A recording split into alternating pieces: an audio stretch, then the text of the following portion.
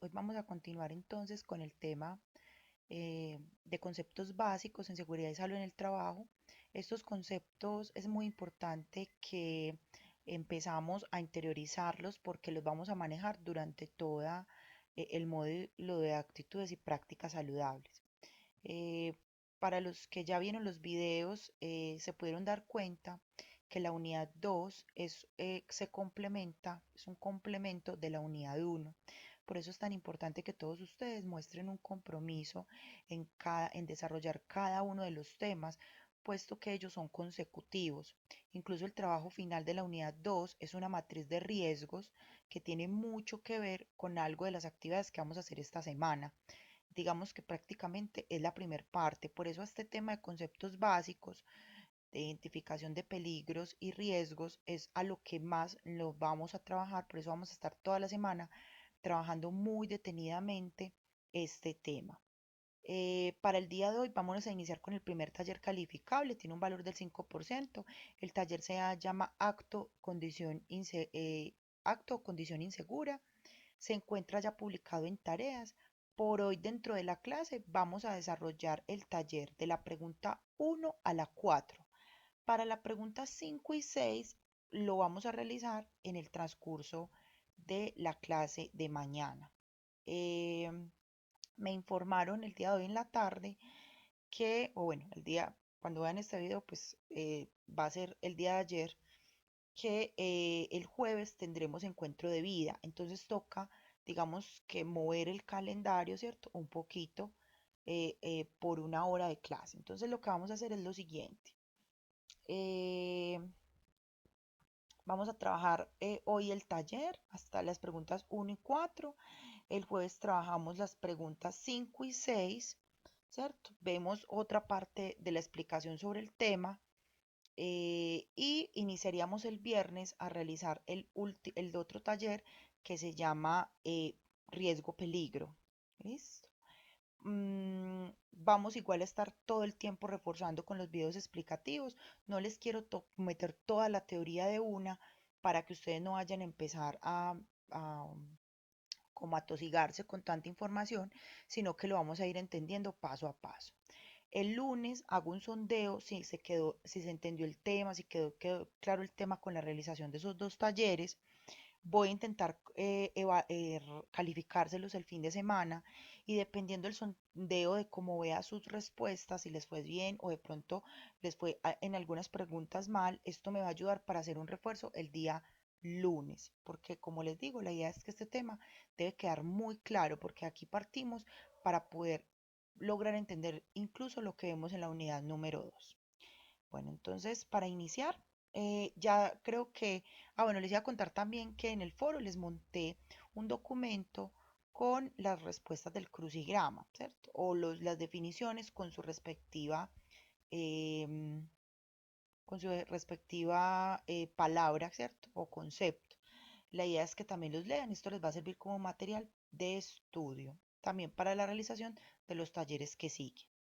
Bueno, vamos entonces a iniciar. Recordemos que ya ayer tuvimos de haber visto el video de riesgo y peligro, donde nos deja claridad que entonces el riesgo es la combinación de la probabilidad de que ocurra una o más exposiciones o eventos peligrosos y la severidad que puede ser causada por estos. Por eso siempre cuando encontramos la norma de riesgo, vemos que riesgo es igual a probabilidad por severidad, entendiendo la severidad como la consecuencia o el efecto. Por eso siempre se habla de que el riesgo es un peligro evaluado. ¿Listo? Vamos a empezar a encontrar también una palabra que se llama factor de riesgo. Cuando hablamos del factor de riesgo o agente del riesgo, es la tabla o en lo que se clasifican, ¿cierto? Aquellos agentes que me pueden generar como tal el riesgo. ¿Listo? Peligro entonces es aquella fuente, situación o acto potencial. Hoy, por ejemplo, vamos a empezar a trabajar un concepto de cuándo es acto inseguro y cuándo es condición insegura. Aquí la situación tendría que ver con condición insegura y acto inseguro, ¿cierto? De causar daño en la salud de los trabajadores, en los equipos o en las instalaciones. Y agregamos un concepto nuevo, ¿cierto? Porque este no lo habíamos escuchado por ahora, que es el de amenaza. Nos referimos a amenaza cuando hablamos de aquellos peligros, ¿cierto? Que vamos a identificar cuando nos referimos a todo lo que tiene que ver con plan de emergencias. Está muy orientado a la identificación de esas amenazas de origen natural, tecnológico, social, que afectan directamente a una instalación. Por eso su definición habla de que es un peligro latente, de que un evento físico de origen natural o causado o inducido por la acción humana, en este caso lo que se conoce como de origen tecnológico, de manera accidental, se presente con una severidad suficiente para causar pérdida de vidas, lesiones u otros impactos en la salud, así como también daños y pérdidas en los bienes, la infraestructura, los medios de sustento, la prestación de servicios y los recursos ambientales. Entonces, cuando vemos y analizamos una matriz de riesgos para que vayamos familiarizándonos con ese tema, que eso es la finalidad, una de las finalidades de esta módulo, que ustedes entiendan cómo se construye una matriz de riesgos. En la matriz partimos de qué?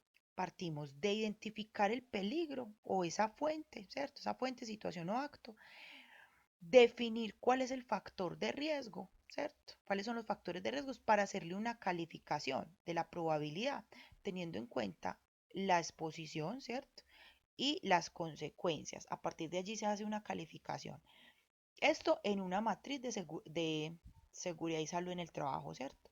Pero cuando hablamos de plan de emergencias o de planes de continuidad de negocio, se realiza es una matriz donde no se identifican riesgos, o perdón, no se identifican peligros, sino amenazas. Igual, la amenaza se califica por probabilidad de ocurrencia, ya no por severidad a esa exposición, sino por consecuencia, ¿cierto? Entonces hablamos de que si, por ejemplo, ocurre el incendio, es una amenaza que le calificamos la probabilidad, o por ejemplo el sismo, le calificaríamos la probabilidad y lo cruzaríamos con la consecuencia, que sería según el número de daños. Ya no hablamos de las personas, sino de bienes, a la infraestructura o al medio o a los recursos ambientales que podamos tener. ¿Listo? Entonces ahí para que vayan teniendo como ese dato o ese concepto de lo que es la diferencia entre amenaza y peligro. Cuando se habla de peligro y cuando se habla de amenaza. Miren que en peligro siempre habla de salud de los trabajadores y en amenaza siempre hablamos es de daños a pérdida en bienes materiales e infraestructura. Bueno, vamos entonces a iniciar y a dejar claridad con un tema que se llama la jerarquía de los controles. ¿Sí? A cada uno de los riesgos, los factores de riesgo, los riesgos que yo identifique, les debo de hacer también un plan de acción, ¿cierto? O sea, hacer una intervención. Para esto aparece entonces lo que se conoce como la jerarquía de los controles, ¿sí? Recuerden que el peligro es la fuente o la situación y empezamos a mencionar el tema de riesgo cuando ya ha sido evaluado, cuando ya junto tanto la probabilidad de que me ocurra como esa severidad. Em, la raíz entonces de ese peligro inicial, ¿cierto? Hay tres maneras en que este se dé. En la fuente, el medio y el receptor o las personas. ¿Listo? Se los voy a explicar un poquitico más adelante. Según cada uno de estos es que se establece el control. Entonces yo voy a establecer controles en el fuente, el medio y las personas. En la fuente establezco controles de eliminación, sustitución y controles de ingeniería. Ahora con los ejemplos lo van a entender mejor. En el medio establezco controles administrativos, señalización o advertencias. En las personas establezco equipos de protección personal. Siempre, muy importante que tengamos esto en cuenta, es más efectivo el control en la fuente que en las personas. Yo siempre tengo que intervenir la fuente, es decir, ese acto, esa condición, no empezar por las personas, ¿sí? Cuando yo voy a definir controles, debo de hacer el chuleo de paso a paso. Puedo eliminar esa fuente de peligro, la puedo sustituir, le puedo hacer un control de ingeniería, la puedo señalizar o definitivamente no, o sea, el personal siempre va a estar expuesto. Yo en un tema de, por ejemplo, de accidente, perdón, de trabajo en alturas, no, definitivamente lo único que puedo hacer es garantizar que los equipos de protección personal, el personal los use y los tenga, ¿cierto? Siempre va a ser más efectivo el control en la fuente que en las personas. Vamos entonces aquí a mirarlo de otra manera con un ejemplo para que entendamos. En la fuente entonces va relacionado, cuando nos habla de fuente, a la modificación en equipos, herramientas y procesos. Entonces allí es donde voy a eliminar ese equipo que me está generando el riesgo, a sustituir por otro de una mejor tecnología, a modificar un proceso. Eso se llaman controles de ingeniería.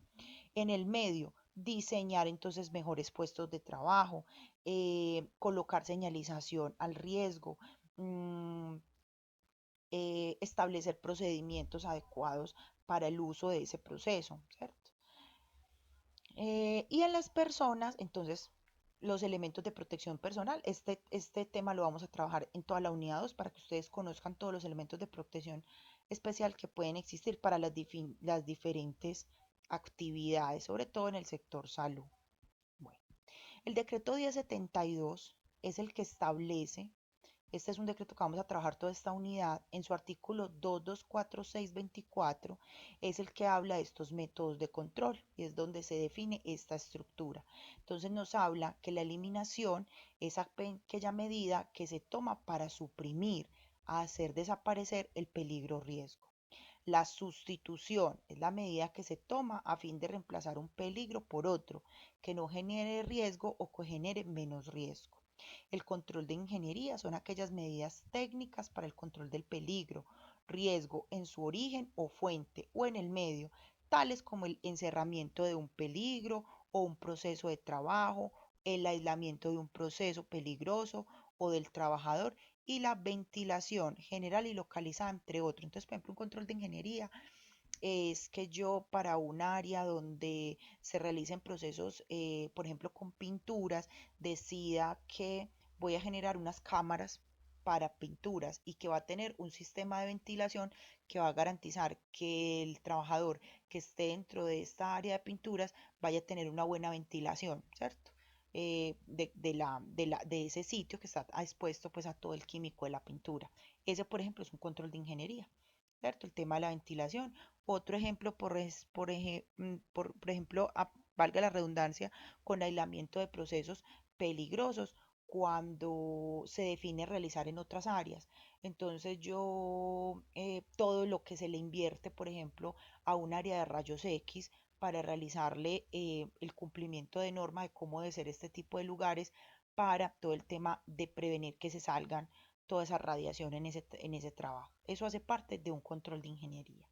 El control administrativo tiene que ver con aquellas medidas que tienen como fin reducir el tiempo de exposición del peligro. Entonces es cuando yo establezco un procedimiento y defino que el que esté trabajando en esa cámara de pintura solamente va a trabajar 2 horas. Cuando se establece un procedimiento seguro para espacios confinados, donde se establece que ese trabajo em, en ese tanque, en la limpieza de ese tanque, solo se va a realizar durante 4 horas y debe haber cambio de personal. Lo que sucede, por ejemplo, con las personas expuestas a aquellas que hacen trabajos de energía.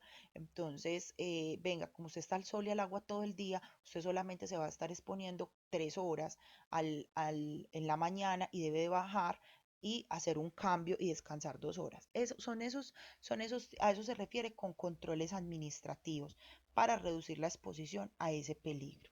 Y los EPP, bueno, son medidas basadas en el uso de dispositivos, accesorios y vestimentas por parte de los trabajadores con el fin de protegerlos contra posibles daños a su salud, a su integridad física, por exposición a los peligros en el lugar de trabajo. Recordemos entonces que eliminación, sustitución y control de ingeniería son controles al medio. Control administrativo son a la fuente, aquí también incluye todo el tema de señalización, y los EPP a las personas. Vamos a aclarar el concepto entonces de accidente de trabajo relacionado a causa con ocasión. ¿Listo? Cuando hablamos de un accidente de trabajo, eh, Entonces, para que una lesión constituya un accidente de trabajo, tiene que tener relación directa, a causa o indirecta, con ocasión, con la actividad laboral que desempeñas. Cuando hablamos de a causa, ¿cierto? El ejemplo es muy sencillo, es un accidente, por ejemplo, a causa del trabajo, la lesión por ejemplo, sufre un auxiliar de aseo al resbalar y caer mientras limpia el piso de su lugar de trabajo. ¿Listo? Entonces, a causa, un auxiliar de aseo, ¿para qué fue contratado? Para trapear, para mantener el área limpia. Si esa persona se resbala y cae mientras limpia el piso de su lugar de trabajo, es a causa de su trabajo, porque para eso fue contratada. En cambio, con ocasión sería si esa misma auxiliar de aseo, si se cae o se quema, ¿sí? Mientras consume café durante su jornada, por ejemplo, mientras consume café durante su jornada laboral. Esa persona no fue contratada para tomar café, ¿cierto? Eso es con ocasión. O refiriéndolo al mismo ejemplo primero, que es auxiliar de aseo, se caiga, pero ya no trapeando, sino que se caiga, por ejemplo, bajando las escalas antes de salir a la hora del almuerzo, ¿cierto? Todavía está en el trabajo, todavía está en función de, pero se consideraría con ocasión, porque ella en realidad no estaba haciendo el trabajo designado, ¿listo? Esa es la diferencia entre a causa y con ocasión. Ahí les dejo los ejemplos para que tengan claro. Otro de los temas que quiero aclarar es el de las incapacidades, ¿cierto? Porque entonces recordemos que la severidad o consecuencia que me genere el riesgo me va a generar o un accidente de trabajo o una enfermedad laboral. ¿Qué pasa? Hay dos tipos de incapacidades. La incapacidad temporal es aquella que según el cuadro agudo de la enfermedad o lesión que presente el afiliado en el sistema general de riesgos laborales le impide desempeñar su capacidad laboral por un tiempo determinado. Es decir, me dio una gripa o una amigdalitis y me incapacitaron 3 días, ¿cierto? Pero ya hablamos de incapacidad permanente parcial cuando el afiliado al sistema, como consecuencia de un accidente o de una enfermedad profesional, sufre una disminución parcial, pero definitiva en alguna o algunas de sus facultades para realizar su trabajo habitual. Entonces, venga, me caí y me tuvieron que, y me dañé, me fracturé el pie, entonces me tuvieron que incapacitar 15 días, ¿sí? Y fue dentro del horario laboral, entonces se considera un accidente de trabajo, ¿cierto?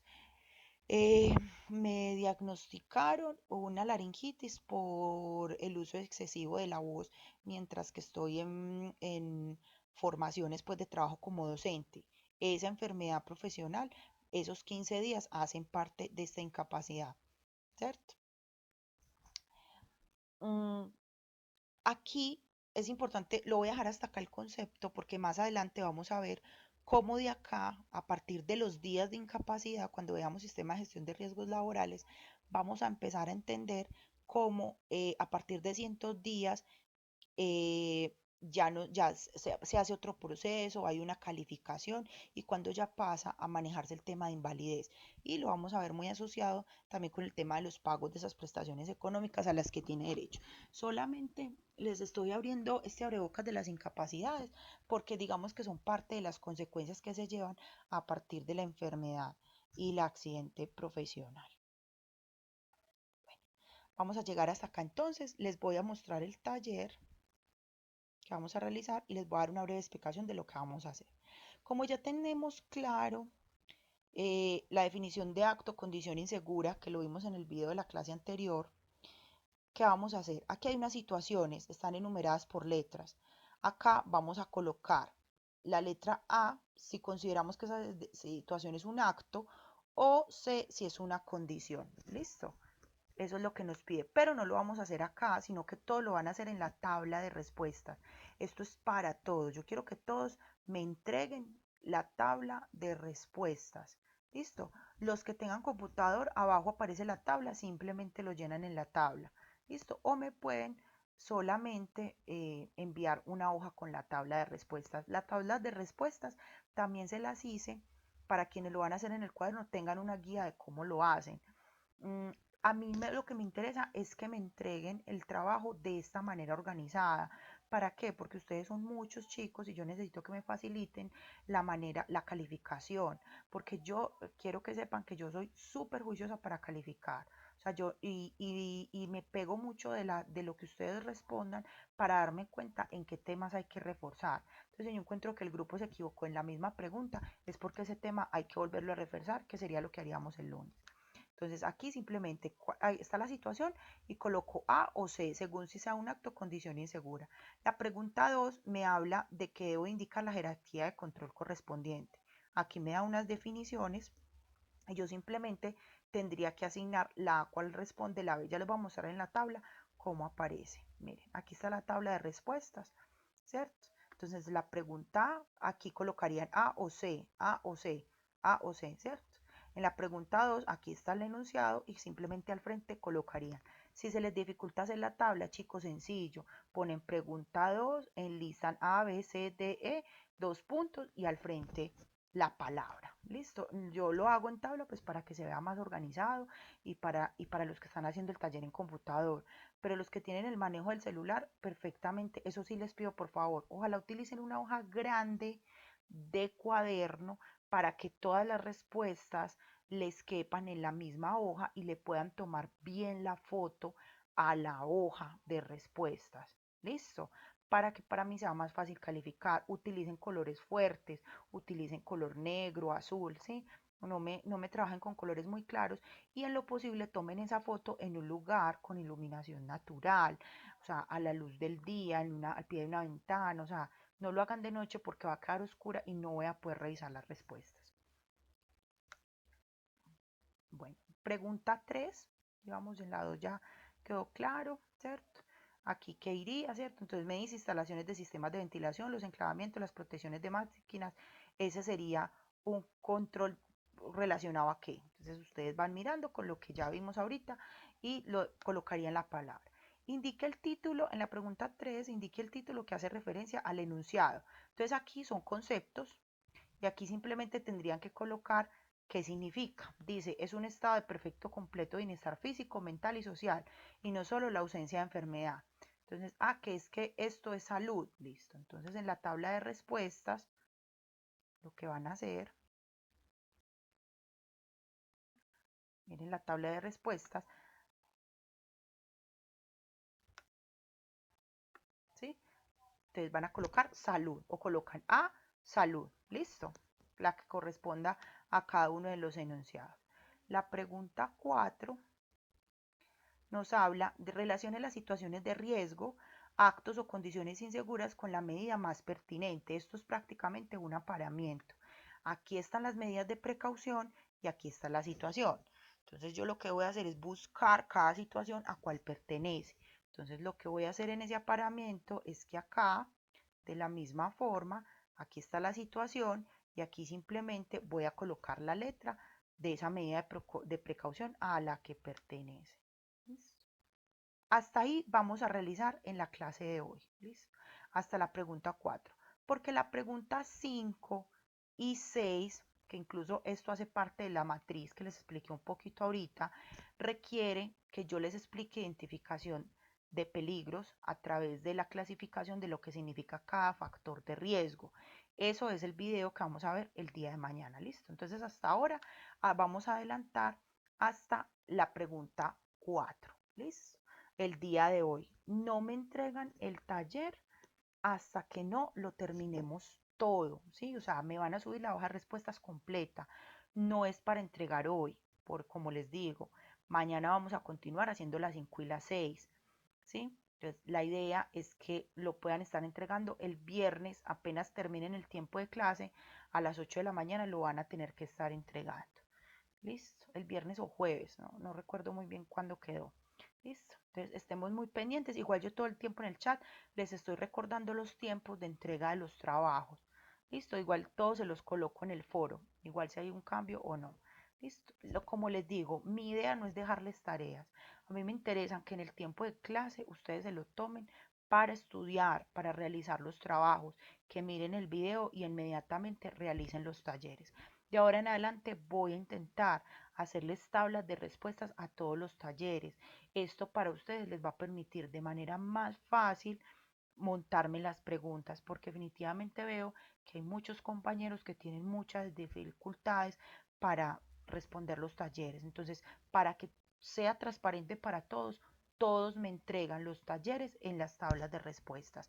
Las tablas de respuestas también se las voy a colocar en la parte de tareas. ¿Listo? Este trabajo, como es calificable, deben de subirlo por tareas. ¿Listo? En el momento estipulado. Recuerden que cada tarea también, el Q10 tiene la fecha, entonces para que estén muy pendientes hasta cuándo tienen plazo de entregarlo. Listo, chicos. Entonces continuemos, iniciemos a hacer el taller.